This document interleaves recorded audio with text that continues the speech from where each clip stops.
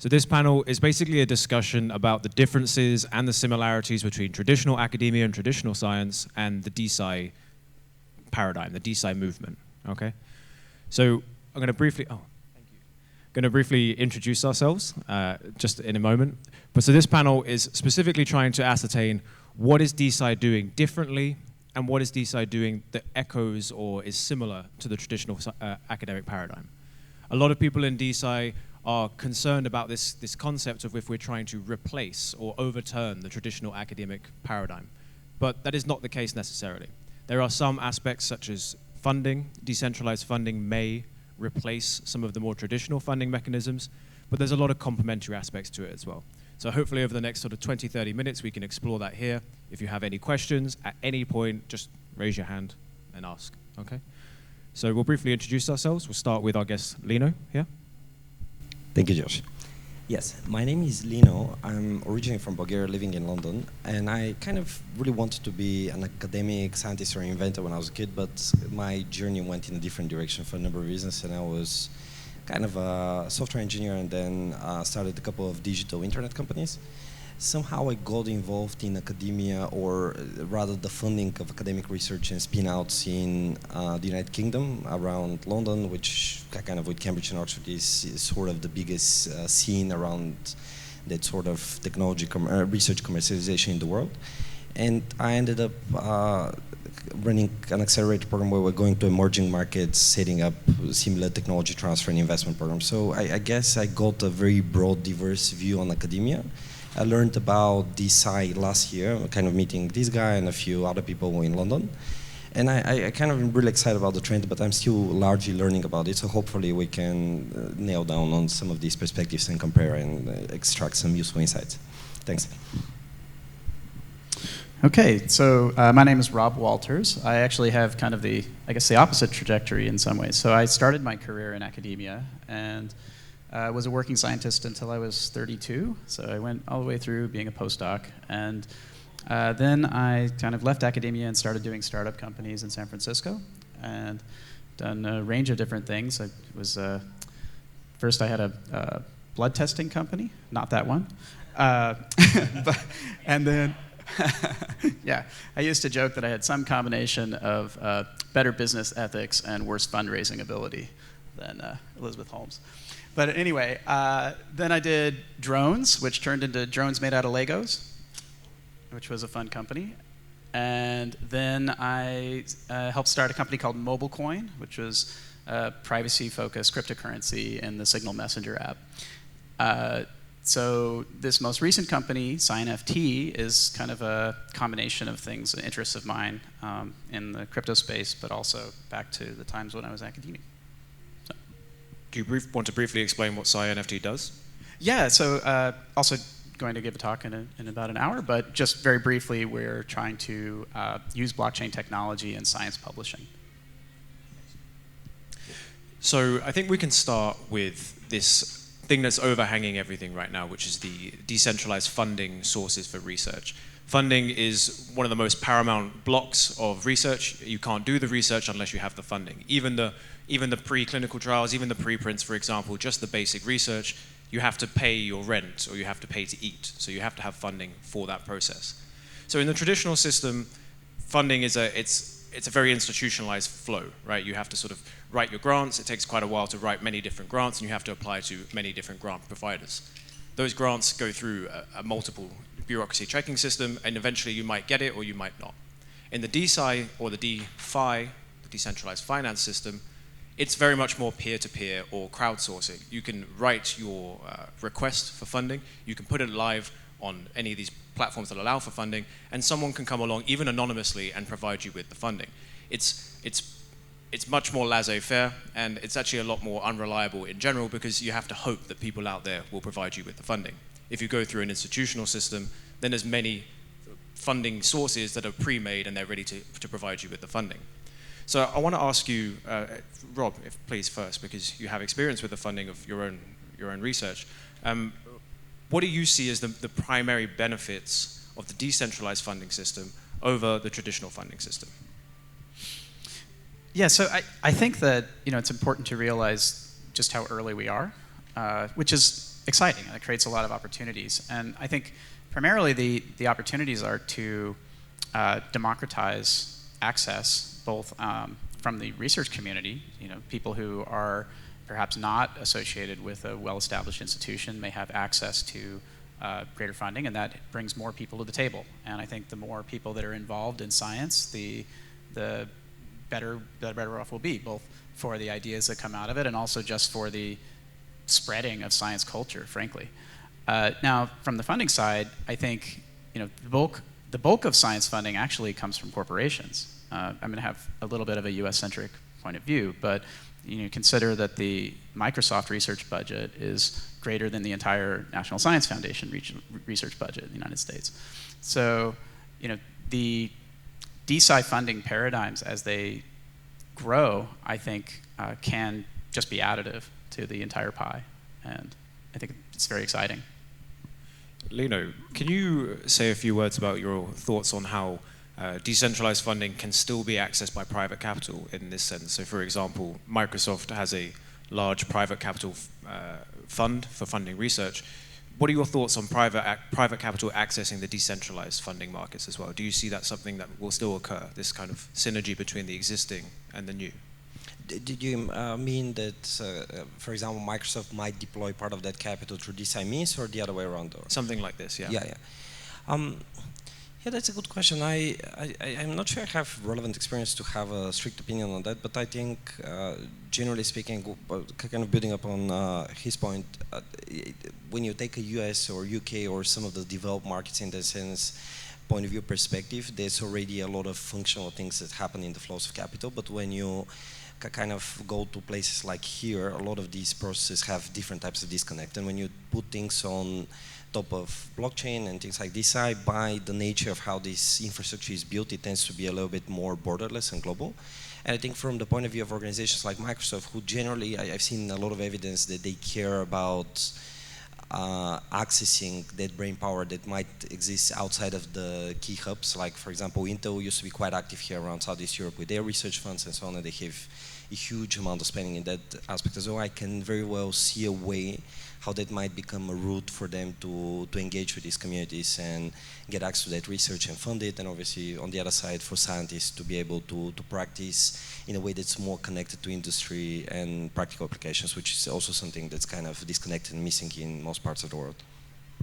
Yeah, it's interesting. It sounds like both of you are sort of mentioning quite a lot about the corporate backing of research and the corporate backing of science as a primary funder, almost a primary vehicle in general right now is the, for example, you're saying Intel comes and gets a lot of the brain power from Eastern Europe for development support. Is this something that, so looking from the outside in on the academic sort of infrastructure, you'd expect most of the brain power, most of the research funding to go through these sort of institutional, university-based, kind of like national research institution-based sources, but actually it's looking like it's coming mostly through the corporate sides. Do you see that as an inherent, the sort of the DeSci funding paradigm as an inherently corporate or an inherently sort of like anti-corporate stance, if that makes sense? Because you're monetizing it and you're giving access to the money to private capital in particular. That's kind of a paradigm that already exists. So what are your thoughts on the accessibility of this funding and how that relates to corporatism?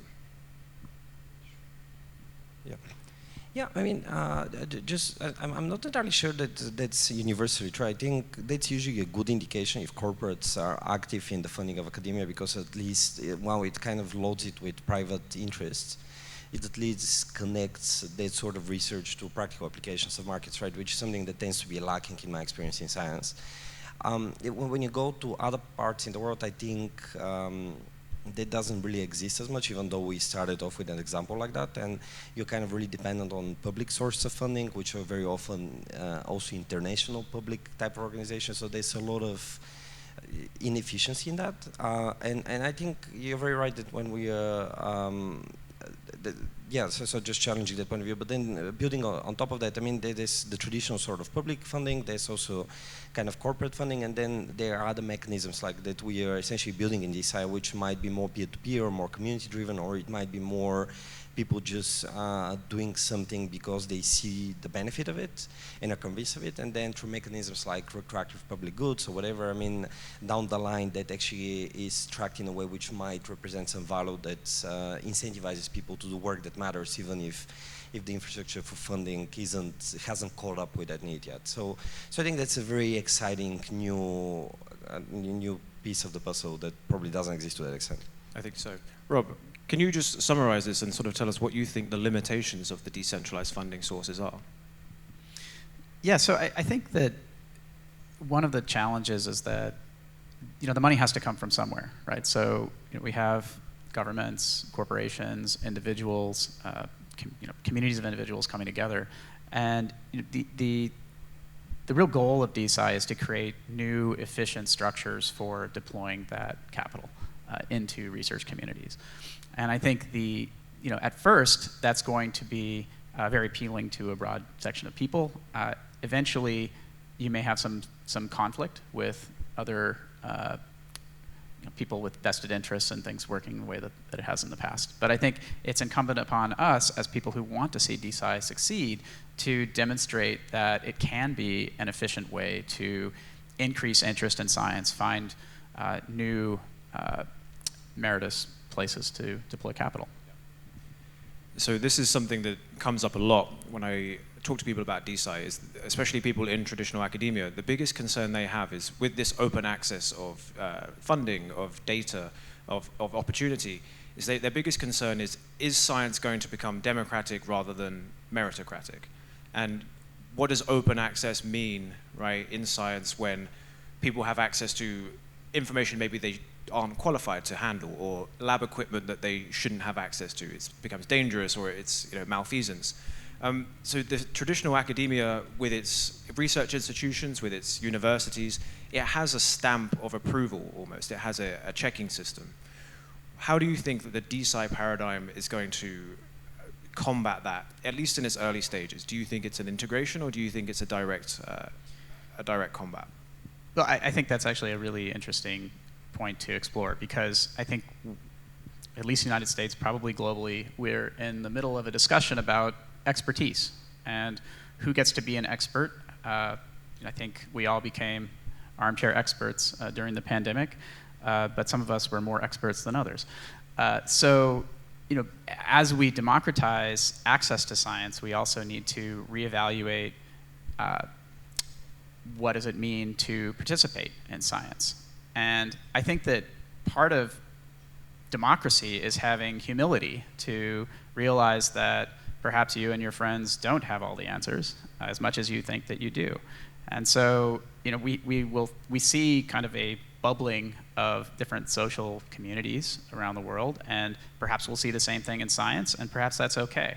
Perhaps, I think that you can have conflict between different communities, and people will come up with their own prestige metrics. And DeSci, by its nature, can be big enough to encompass all of that. I think it would be a mistake for traditional structures of expertise not to engage with the DeSci world and to basically fight for the reason why they think they're the experts. Yeah, incumbency is a dangerous thing, isn't it? And a lot of the traditional incumbents are going to fight the DeSci paradigm for a number of reasons: vested interests, fear of missing out, or fear of the unknown, almost. Lino, from your perspective, obviously living in Bulgaria and then moving over to London and dealing with lots of researchers in this respect, what are this sort of reputation thing is something that has plagued non-Western, non-North American scientists for a long time. If you want to get your science published and you want to be well respected, you have to almost pick up and move to certain locations. How do you see this this new opportunity for reputation improving the lot of the scientists from other countries outside of Western Europe and North America? Yeah, that's absolutely the case. I mean, like if you look at the regional contribution to science, there are quite a few significant stories, if you will, almost from the invent of the digital computer to Nikola Tesla. Yeah, obviously Nikola Tesla, but in all of the vast majority of these cases, there's some exceptions. In the vast majority of these cases, I mean, people started the kind of benefit from the local environment education system, and they had to relocate to a cluster where these things can happen. And the nature of this sort of knowledge work is that it's hyper-clustered, so you need these big concentrations of talent in one place in order to be able to kind of, you know, effectively go cross-domain and figure out these connections that aren't obvious. Historically, we did that a lot through just going in the same place. And I personally, despite all the obviously benefits of the internet and so on, I feel there's a strong benefit to just physically be in the same place, but definitely the internet has been a democratizing force over a large period, over the last couple of decades, right? Where now we don't necessarily need to be in the same location all the time. It can be a little bit more peer-to-peer and decentralized. And I feel like because of the fragmentation of Europe in many states, I feel that happened quite a lot more here than in terms of the startup community as well. So the interesting patterns of how, I don't necessarily think we should completely abandon the idea of these clusters. Maybe we can have more of them that are kind of more specialized and more interconnected, and that would allow better inclusivity of more talent from different places without them having to abandon their local community economy, which even if you consider it from a global maximization of value perspective, not just from the benefits of their home countries, that there's a benefit to include ideas that might be natural here. So I think DeSci is yet another thing that's part of the internet that has that effect potentially, yeah. And I'm excited about that, yeah. Yeah, so just to add to that, I think that funding basically startup movements is one of the perhaps best foreign policy decisions that the West could make in terms of spreading values that are conducive to a collaborative, cooperative future. And so I was just in Cairo for a few weeks, and there's actually a pretty vibrant startup community there. And in my view, I think that represents the future of the global economy. And so it's important that we not just try to concentrate people in Silicon Valley or in Beijing or wherever else in the world. We have really well-established technical communities. It's important, I think, to create technically competent communities around the world just for the future of the globe, frankly. Yeah, absolutely, and that's kind of what we're here trying to do, right? Is we're trying to seed some communities around the world. One thing that I am excited about is, yes, I completely agree that the physical space, the physical social aspect it's absolutely important, and we can't do away with that because it'll wreck us as humans, honestly. But the good thing is that these hyperclusters can spring up in more places because the access to funding or the access to resources or just the organizational capacity is much more improved, so people around the world can do so at their own pace. But it's the collaboration between these clusters, or between a hypercluster and someone in the village somewhere. These collaboration potentials are much more powerful through the decentralized infrastructure, such that you won't have people working on research in one cluster and maybe working on research in another cluster that overlaps. And that will save a lot of time, a lot of efficiency, and that's something that I think is very powerful about DeSci that people don't quite talk about so much, is the ability to not over-reproduce, because reproducibility is something we all are aiming for, but sometimes we do too much of the same thing and we waste a lot of resources in that. So organization, funding, great. The thing that I'm most excited about in the DeSci space is this final point, which is the incentive mechanisms of DeSci. So right now, as a scientist, I'm sure many of you know how hard it is to earn a great wage or to get a valid share of the funding through the IP, for example. Chris up here is going to talk to us later about IP and how DeSci can help improve the IP infrastructure. But the incentive mechanisms that are available through the decentralized blockchains, through Ethereum, for example, through tokenization, these things are going to change the game for scientists. It's going to allow a scientist to almost become like an entrepreneur, to be able to do the science they want to do and to sell the science effectively and receive a fair wage for that. So this new concept of a scientist entrepreneur, I think, is going to be one of the biggest parts of DeSci. And I think for the next 10 to 15 years, it's going to be a great place to be. Rob, you're basically a scientist entrepreneur, right? You do the research and you sell the gains. So this is the thing that I want to end on, which is the incentive mechanisms. And there is an inherent danger with monetizing research, monetizing your own science, because it becomes very profitable to do profitable science. And right now, those profits are concentrated in the hands of some corporations, but to distribute them amongst the scientists is a little bit more chaotic, inherently gives the moralistic tendencies back to the scientist. If a scientist wants to go and do something dastardly, it's kind of on him. It's not through layers of bureaucracy in this corporation that can do bad things. So I want to get you guys' thoughts on the incentive mechanisms in science now, and how they are kind of almost antithesis to innovation, and how the DeSci tokenization, DeSci distribution methods, incentive methods might improve that. So if any of you guys have any thoughts on that. Should I? Yeah, I think that's a great question. It's a very broad topic. Actually, was in the little session I'll run tomorrow afternoon. I was hoping to spark a little bit of discussion on that, and specifically how do we allow scientists to participate in the social and economic process and create, almost open market economic incentives to do useful stuff, but without creating necessarily a very short-term focus to that, which is kind of more typical to industry compared to academia, right? And a huge topic. I feel in order for us to start doing that and just design it from scratch in DeSci, there are a couple of things that are really important, and it's really easy to focus on the mechanisms and the infrastructure and the capital and so on, but I think one aspect that's at least as equally important is the culture this creates. And I think part of the reason why in academia you have so many constraints and dysfunctions is because of the culture that's developed, which is conservative in certain ways, or it's political in other ways, and so on. And if you kind of start rebuilding that from an internet-first perspective or a tech innovation-first perspective, when I say tech, I mean kind of internet technology and so on in this particular instance, it's very often that just by the fact of how people collaborate, behave, communicate, you're going to have a profound impact on how work gets done. And I think that's going to be incredibly enabling for certain outcomes where we rapidly bring things to market and so on, which are not so typical in traditional academia.